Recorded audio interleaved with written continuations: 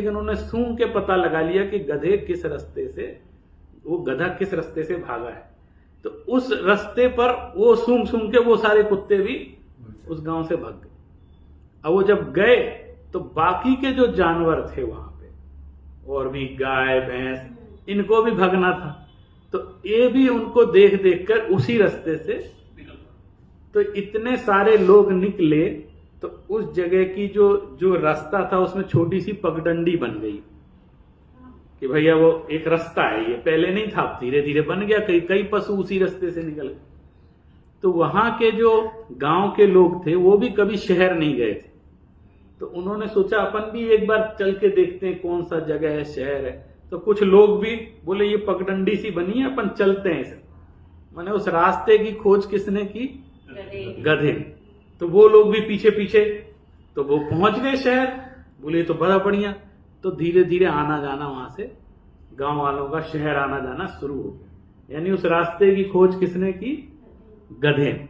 अब गधे ने वो रास्ता खोजा तो वो जो सरपंच वगैरह थे उन्होंने सरकार में डिमांड रख दी कि भाई ऐसा है, हमारी भी शहर तक की एक सड़क की व्यवस्था कर दो सरकार से, कि हमारी सड़क बना दो। तो कहले सड़क, कैसी सड़क चाहिए? तो बोले ये पगडंडी बनी हुई है। वो इंजीनियर वगैरह आए उन्हें बताना, तो बोले पगडंडी बनी है और इसी पे सड़क बना दो। तो बोले ये किसने खोज की इसकी?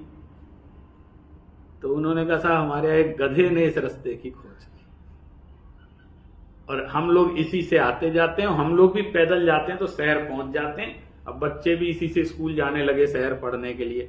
तो ये रास्ता हमारे यहाँ 10-20 साल से चल रहा है। अब पक्की रोड बन जाए तो हम लोग गाड़ी घोड़े से भी इस पर आना जाना शुरू कर दें। तो इस रास्ते की खोज एक गधे ने की, ये उसका रास्ते की खोज करने का श्रेय। तो इंजीनियर आए, उन्होंने मुआयना किया, तो उन्होंने कहा साहब हमें पता है कि आपके इस रास्ते की खोज एक गधे ने, लेकिन ये रास्ता 10 किलोमीटर लंबा है, आप लोगों ने विचार नहीं किया?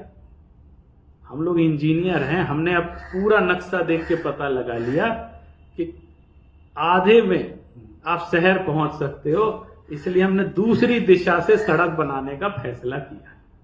और आप सारे निर्णय कर रहे हो कि इसी रास्ते से हो। इसका क्या अर्थ हुआ? एक ने गधे ने रास्ता बनाया कैसे न कैसे कर, वो भी शहर तक पहुंचा, लेकिन फिर किसी ने विचार नहीं किया कि कोई और रास्ता भी हो सकता। ये विचार किसी ने नहीं किया। इसलिए हमेशा अपनी बुद्धि लगाना